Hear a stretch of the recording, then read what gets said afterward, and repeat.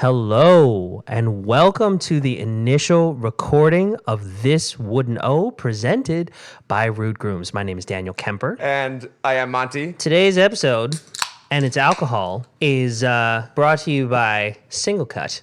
Well, not brought to you by. Brought to you by but that's Rude what Grooms budgets for buying Singlecut for you to buy at our shows. Wait, okay. So we have no idea what we're doing yet. Nope. Should we do a hard cut for when the podcast part starts and this exclusive stream stuff ends? So I think what we'll do, I like the idea of just having once we go live, it's just us having a conversation, and then we put in the intro and outro stuff separate. This week on the pod, we talked about blah blah blah blah blah blah blah blah blah blah, and now enjoy the episode. Awesome. And then Okay. Great. Yeah. So are we in it? I think we're in it. I guess we're doing the real thing now.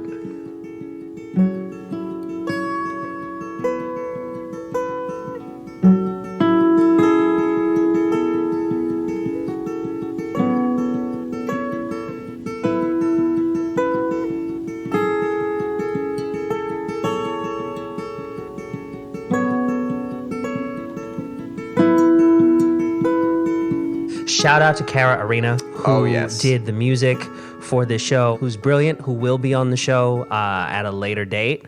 We're trying to lock that down because she's always working, as well she should be. So I was thinking before I got over here, this has been the longest amount of time that you and I have not seen each other in 5 months. It's been very painful. And it's only been a week. Yeah. It's been insane. I've kind of not known what to do with my November, to be honest, because I have all of this free time that I haven't really had since April. Wow. And because it's been casting for Romeo and Juliet, right. And then it was memorizing for Romeo and Juliet, and then it was Romeo and Juliet, and then the postmortem, and then the changeling, and it wasn't until maybe halfway through the first week of November where I was just like, oh, you mean I get to just go home after work? But it's been real nice. I was talking with some people last week, and I also put it up on social media. I fell into a Star Wars happiness paradox. I saw this over on the your weekend. Facebook. It was so lovely. I had the best problem to have because I was the Mandalorian is out on Disney Plus, which I caved and got Disney Plus just because I heard The Mandalorian was so good. And it is. And it really is. It's so good, you guys. But I got Disney Plus to watch The Mandalorian on the same week that the new Star Wars game came out. Jedi Fallen Order came out in the same week, and I started playing that and watching The Mandalorian. And I was I've been playing so much Jedi Fallen Order that I haven't been able to watch The Mandalorian, but watching The Mandalorian means I have to stop playing Jedi Fallen Order. And I was I'm caught between a wonderful thing over here and a wonderful thing over there. And I'm sitting there this is the best problem to have. I had to drive from New York to Texas last week. Oh, Jesus, why? Because the car that we had up here for Romeo and Juliet, the Changeling, belongs to my family. And I had to finally get it back to them. But on the drive back, which I did in 2 days because, Did you just not sleep? I slept for 4 hours, which is more than I had in the past 3 months. That's hardcore. But the whole way, I finished listening to the first of the new Thrawn books and listened to the entirety of the second of the new Thrawn books. Love it. Where Thrawn teams up with Vader. Nice. And I have not turned on my PS4 in a year, but yesterday I went to Best Buy and bought Fallen Order. Yeah. And the first thing I did when I arrived home today from the airport was put it in my PlayStation. What did you think? Tell me thoughts. I played a grand total of 13 minutes, but I think I'm in love. Right? Yeah. No, here's the thing. It only gets better. It only gets better.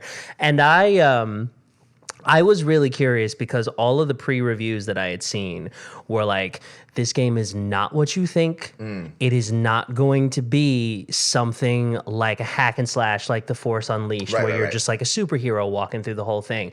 They're it is much more of a platforming adventure game. Yeah. And it actually requires forethought, planning and precision. The best way I can describe it for those of you who are familiar with the video game world, it is the perfect mashup of Tomb Raider or Uncharted and Dark Souls, but in the Star Wars universe. It's very much based on like parrying and blocking and dodging and then like knowing when your opportunity is to strike. But then if you do so at an inopportune time, the game will punish you for it. Oh, wow. But once you get the hang of the mechanics of the game, it is actually really, really satisfying when you go into a difficult encounter and then make it through by the skin of your teeth. You're just like, okay, great. What level are you playing at? I'm playing on Jedi Master, so like next to the hardest difficulty, the one right under Grandmaster. Right. Yeah.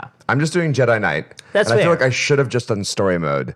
Because again, I haven't played a video game in a year. And the last time I played a video game, it was just the Doctor Who levels of Lego Dimensions. Because that's the entire reason I own a gaming system. Yeah. It'll be interesting. I would be really curious to like watch you play. Because most of the people that I've talked to about it are just like, if they're not like super hardcore gamers, they're the kind of people who get super involved in a Star Wars game whenever it comes out.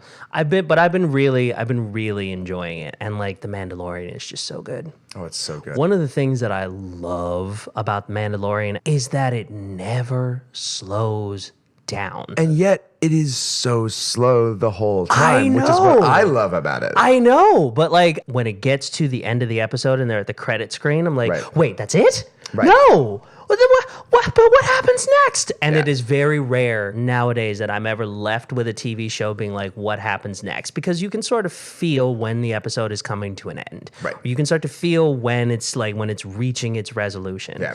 But The Mandalorian seems like they are just giving you installments of one single story. Like they know what the end point is, but they are not setting you up with cliffhangers. Yeah. It's just like, here's where we're going and here's where we stop for today. Each episode truly feels like a chapter and Yeah. not their own entity. And Exactly. I feel like as great as serialized storytelling has become on television, the structure and formula is still so constant from episode to episode. Yeah.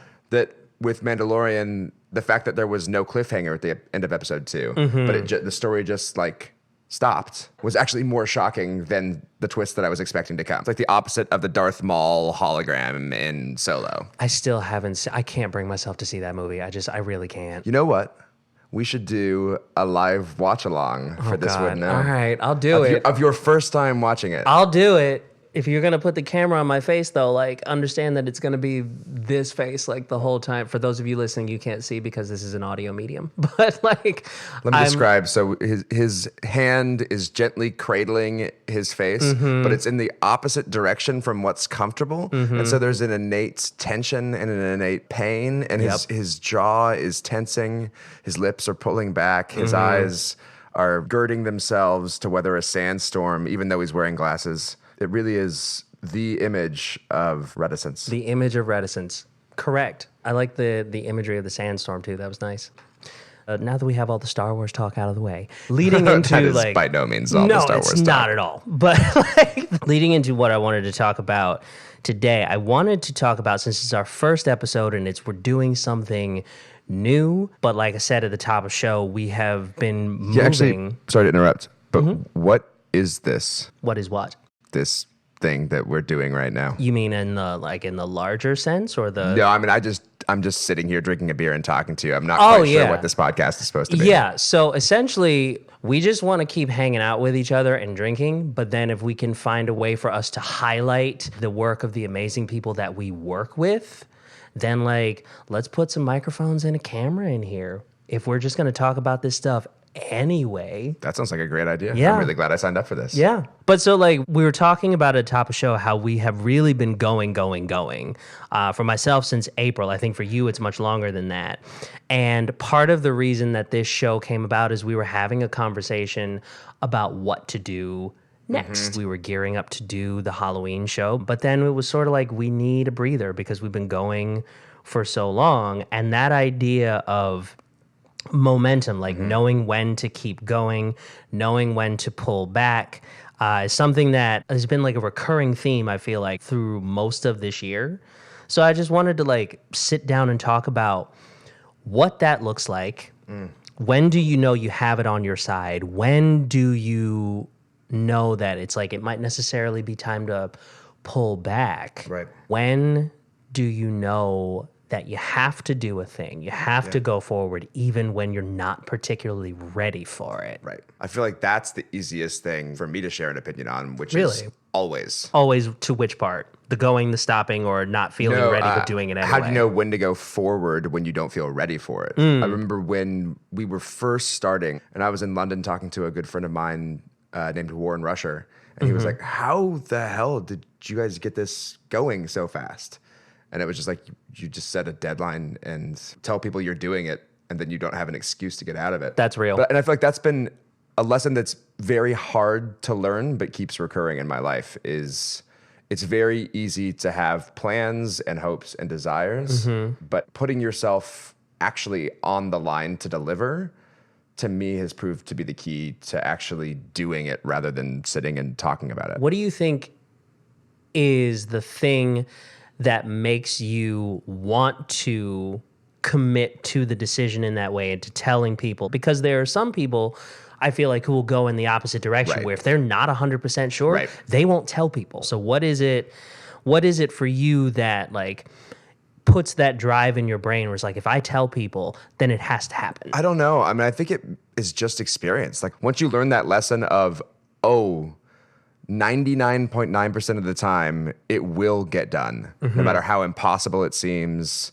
I mean, it requires a huge amount of trust and willingness to not sleep and do manual labor and get it done if there's no other way to get there. Whatever it takes kind of mentality. I don't know where that comes from, other than maybe just a horrific fear of being laughed at by other people. Yeah, I get that. For me personally, my parents could not have been two more different people. But I think one of the things that they both had in common was that they were incredibly stubborn. You know, wildly capable people, both of them, and unbelievably intelligent. Yeah. And so when you are a person who is both capable and intelligent, I think there's something in you that's just like, if I have the idea to do this thing, I trust enough in my skill set that it can happen. Right. And so when I was younger, my parents were both on the kick of, you know, you can do anything you put your mind to. You can, like, if you're willing to work for it and if you're willing to commit to it, you can make a thing happen. So for me, I think in my bones, don't like the idea of setting my mind to something and not being able to make the thing happen. Interesting. So really it just comes down to, I'm just stubborn. This Then is why I'm gonna, conversations are awesome, because now I have a very different thought. oh, tell me. So I'm trying to change a lot of life habits, you know, early 30s. It's like, oh, great. All those things about our 20s that are fun and wild are like now problems that you have to address as an adult. What do you mean you can't stay out and have Greek salad pizza at 5:00 in the morning? That you can always do. But I've found getting myself to drink enough water every day is so much harder than doing the changeling on 2 weeks' notice and putting it together. It's connected to the people that we bring in, because once you have them attached, you can't fail, or else you've just screwed those people over. Just having those relationships in place means that if I don't do it, I'm not just going to be laughed at for myself, but I'll also like be leaving a wake of destruction in the trust that other people put in the work that we're doing.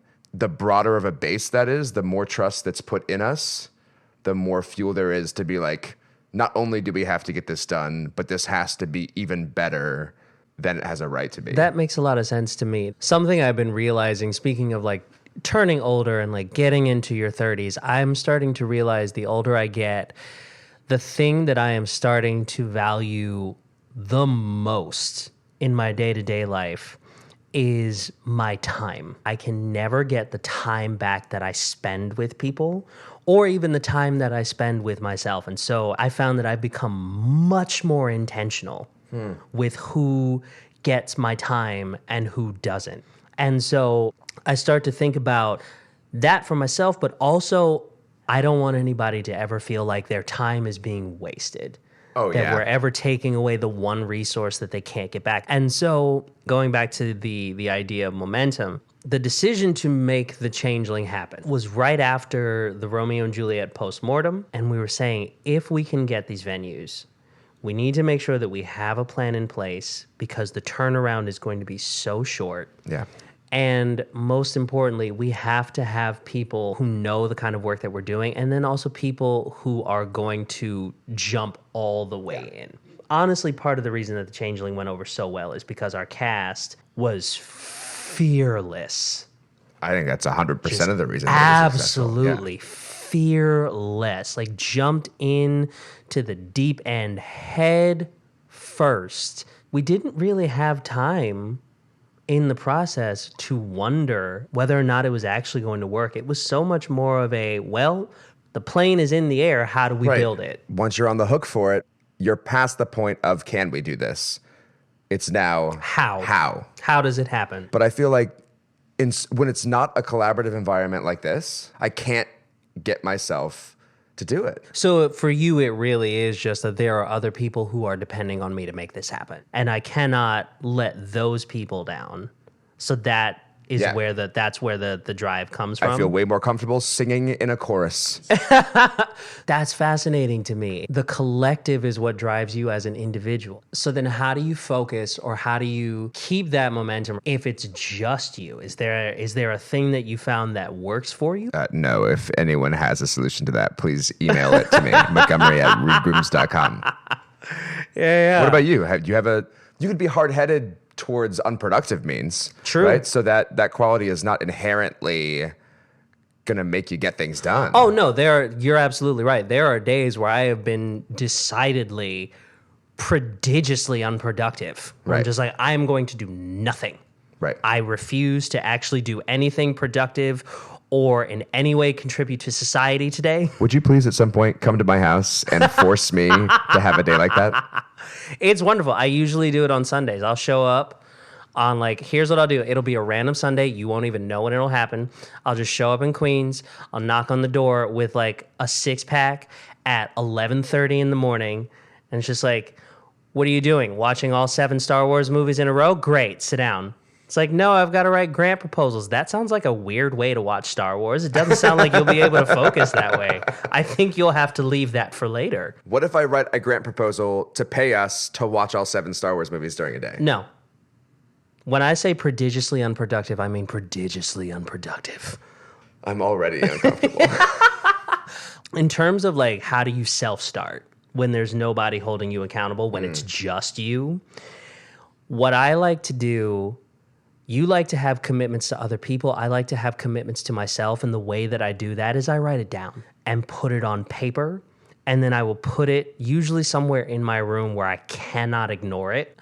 I was listening to an interview a while back with Anna Marie Cox, and she said, I don't really believe in New Year's resolutions, but what I really like are New Year's intentions. Where these are the things that I want to do with my year. So at the beginning of every year, what I've started doing, I will write down a list of intentions. I'm like, this year, I want to make more art than I did last year. Yeah. Or I want to go on more auditions than I did last year. I want to start making new projects this year. I want to take up, one of the things that I have written down specifically is I want to find ways to take up space in a positive and meaningful way. That's beautiful. But so for me, if I write it down and I have to look at it every day, it holds me accountable to what is in my head the best version of myself. It's so funny because I actually found I got more and more into writing down tasks and goals and calendars. That began a spiral of these giant lists. I have 7 different apps, and I have a dry erase thing that's in my office. I have a to-do list thing on I have them everywhere. And I keep finding ones from years ago and all of these thousands of things that I wanted or needed to accomplish and didn't. Somehow that built a system of me being okay with letting myself down. And so now it's really, really hard to to overcome. I'm so used to making a commitment to myself and breaking it. Well, see, I think the difference is when I'm talking about these things that I write down, there's no deadline that's involved in these. If I want to go on more auditions this year, than I did last year.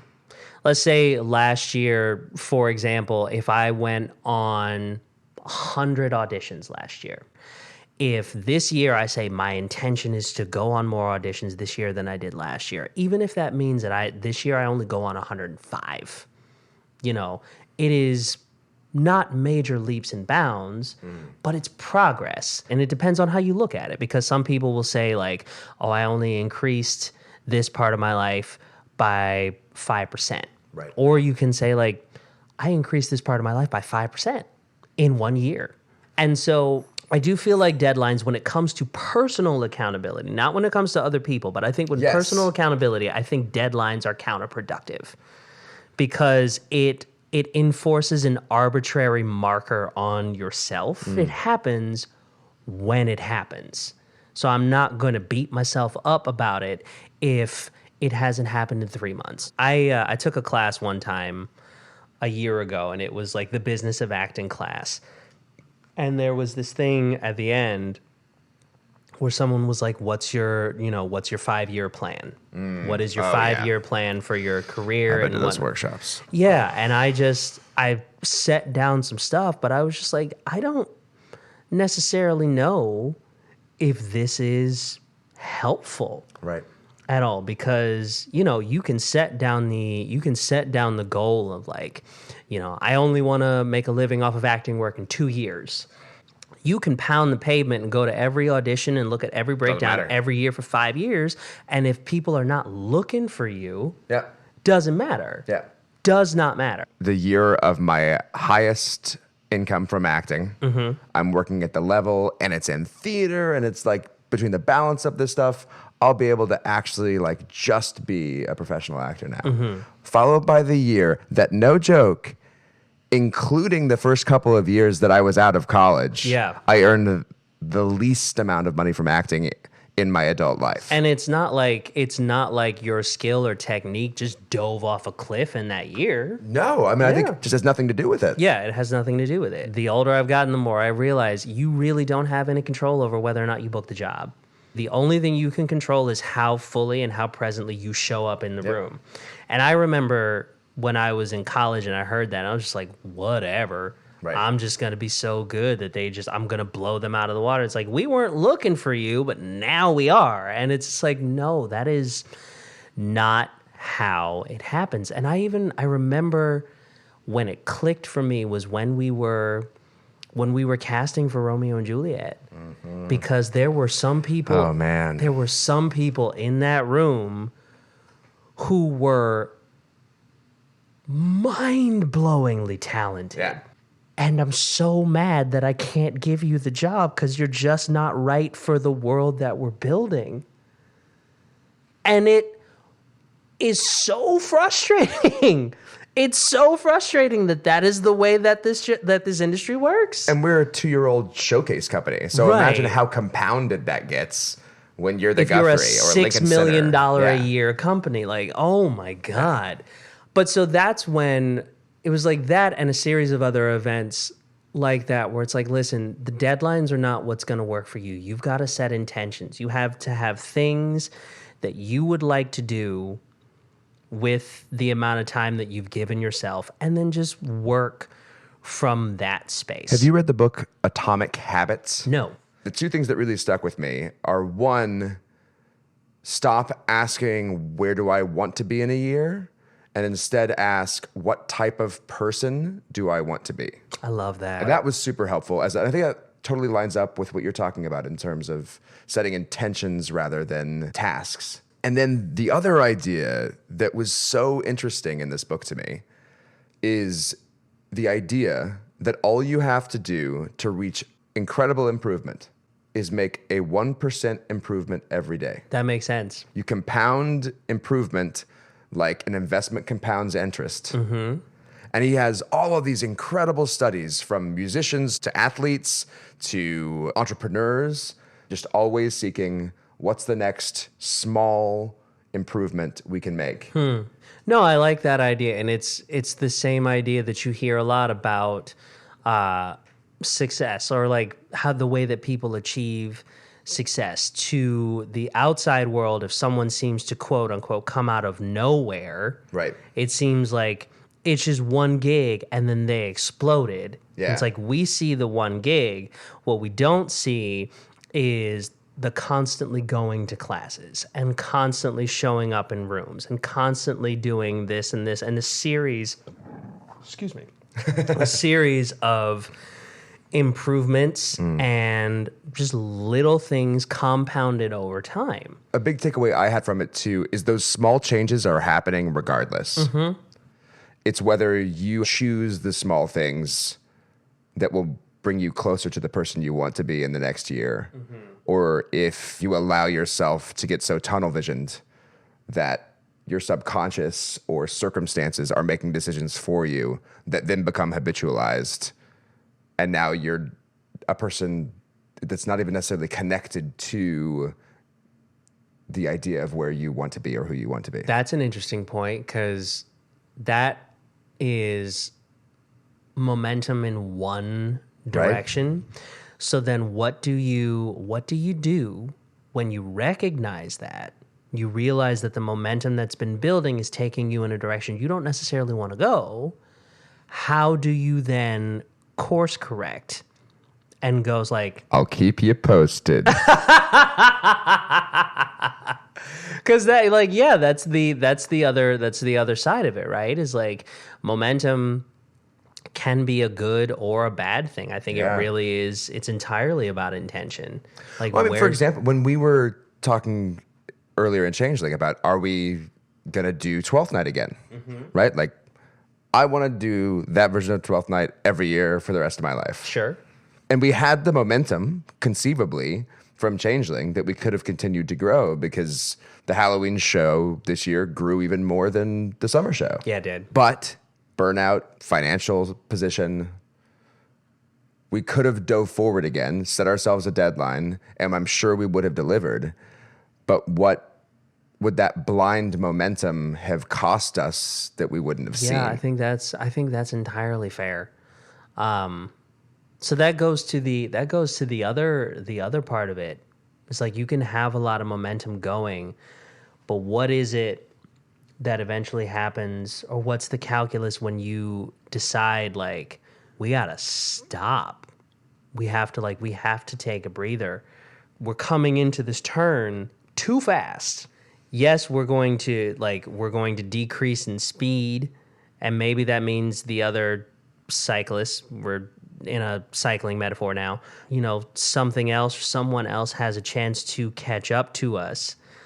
But in the face of what happens if we go into this too fast, we potentially wipe out or suffer an injury from which you cannot recover. Right. Or you don't get to, like, maybe you don't finish the race. Maybe you don't do as well as you would have liked to. Which, frankly, is what I think ends up killing most young theater companies. I don't think it's not building enough momentum. I think it's not being able to put the brakes on. But how do you make that decision when it seems like things are going so well and there's a part of your brain that's just like, no, if we just power through, we made it through these two, we can make it through this next one. We just got to keep it moving and figure it out along the way. It's such a cop-out, but just gut. There are things like The Secret Takes Much Ado, where it's like, this is insane. We have no time. We have no donors, but this feels right. 90% of things are stacked and saying we probably shouldn't do this. But the 10% that are in our favor, our guts were like, go. And then for 12th Night, I mean, we definitely had to have conversation about it, but it seemed like it was a pretty quick consensus once we understood the positions we were in. Yeah. I don't know. It's not a helpful answer. Or maybe it is, because what is gut but trust in self? You have to know yourself. Yeah. You got to know what you're capable of. And I think part of it is, like, you got to be honest with yourself. Right. Because you can lie to yourself and be like, yeah, we'll figure this out. Like, we got this, when you really don't got this. Right. Right, because subconsciously all that gut might be is when it says yes, it's saying, I'll do whatever it takes. I'll give up my personal life. I will lose a few $100s. I will lose nights of sleep, but I will get there. And the gut's like, no. And it's like, I'm not going to do that for you this time. That is, it's a hard one. And I don't know where that sense of your own limitations comes from. Because I'm thinking back to like 10 years ago, when we were just out of college, and I was just like, I can do anything. I don't care. I have no limits. I'm not, the last thing I'm going to do is get in the way of myself. Do you know what I mean? Right. And now my understanding of my own capabilities has become clearer, where it's just like, yeah, you are a very capable person, but you also have to take care of yourself. I remember our third year at Atlantic, I had a teacher who said to me, it was Kristen Johnston, actually. She was just like... For those of you listening who don't know, Atlantic is the Atlantic Theater Company. Yes. Which is one of the acting studios at NYU where Daniel and I went to school together. Right. Very recently. And, oh yeah, like what, 2 years ago? I think we just graduated in May, didn't we? Like 6 months ago. Yeah. I got in early and graduated early, but I'm... But no, I remember Kristen Johnson said to me, she was like, you're a very talented actor, but you are not going to get to do the kind of work that you want to do until you turn 30. And I didn't understand this at the time. She was like, you do not have enough of the world in you yet. You got to fail at some things. You got to really try and fail at some stuff. You've got to have, I never forget this. She was like, you've got to have your heart broken. Yeah. A couple of times. And she was like, and I don't just mean personally, like in your personal life. I'm not talking about like the people you date, but she was like, you got to have your heart broken. You have to know what it is to throw everything you have at something you want and still come up short. But then it did happen. And I think what was important to me is not the failing at the thing. It was the trying, the throwing yourself at it entirely, still coming up short, and then continuing on in spite of it. For the video production company that I run, do a lot of corporate work. And I shot a series of these 5-minute interviews with people who are at the forefront of their industries, but are like young professionals, like, you know, they mean like mid to late 30s when they say, well, I mean, late 20s as well, but like the 30 under 30s and the 40 under 40s. Exactly. Yeah. And one of the things he kept asking was, how do you get there in terms of performance? And every single person, the one thing that was constant was perseverance. That makes so much sense to me, because the idea that failure is the greatest teacher. And even like in my day job as a chess teacher, when I take kids to tournaments, the one thing that is always a constant, no matter where I work, is kids only ever want to show me games that they win. And my thing is like, I don't want to see games where you won. I don't want to see things where you did it right. I want to see games where you lost, because you're going to learn to improve by studying your shortcomings and having somebody there to be like, all right, here is where you made the mistake.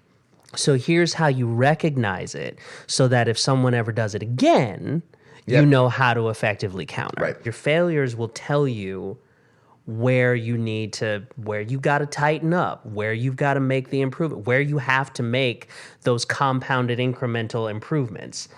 I'm such a bad Trekkie right now, but the Maru in Star Trek, it's a test that you take at Starfleet Academy, and it is impossible to win.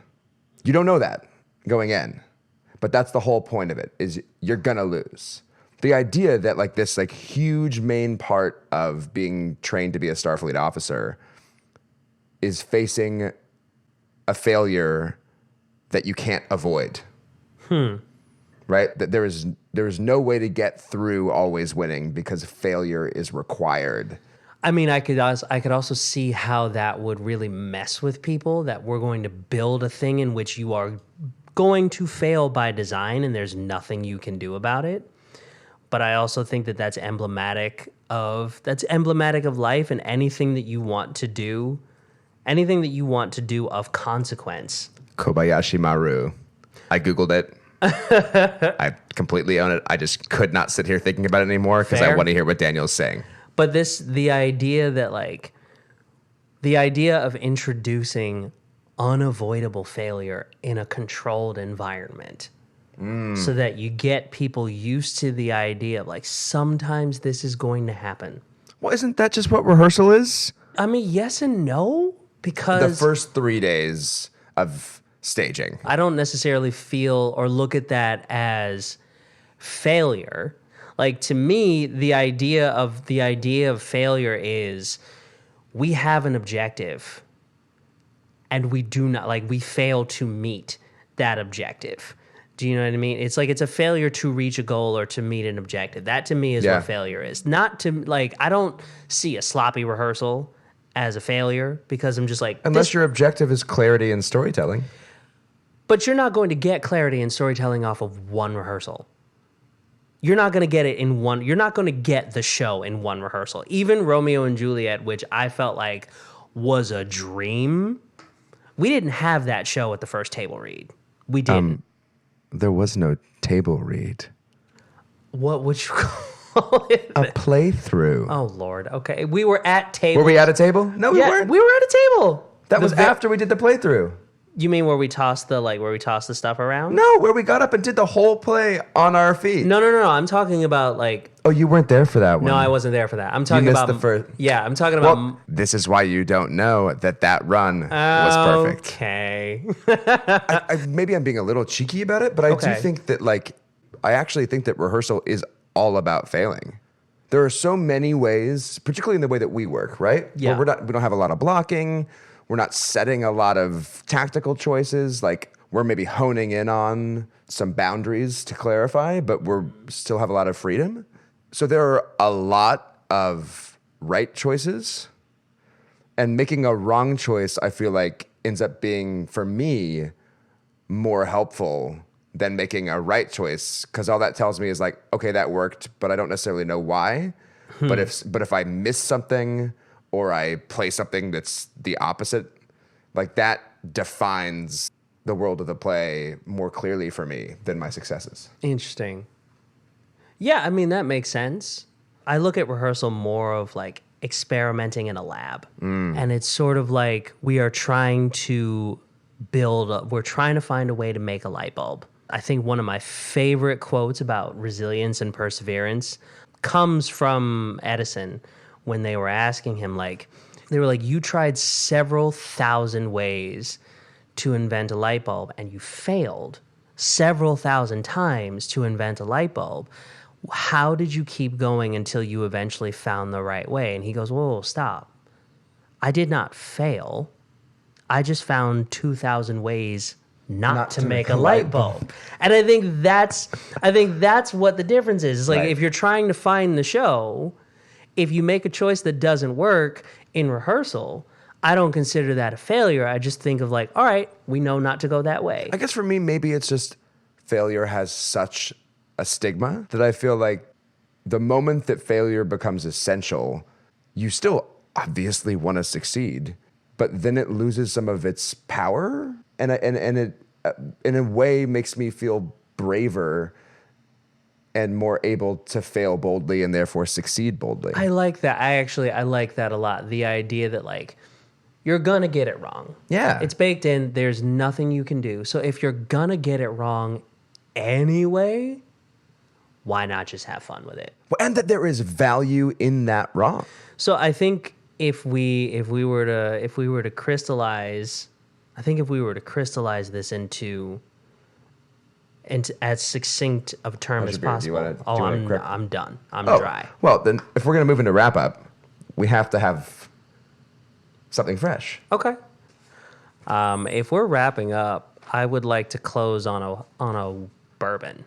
So I think if we were going into the idea of wrapping up, I think if we were going to distill this conversation about like momentum and intention and knowing when to and when not to, I think, and I'm just going to freewheel it here, but you gotta know when to hold them, know when to fold them, know when to walk away, and know when to run. Jesus Christ.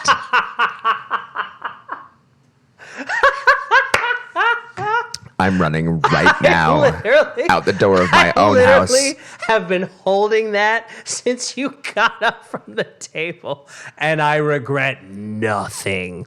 No, but in all seriousness, I think it really does come down to find people who will hold you accountable to intentions and goals that are reasonable for you to set.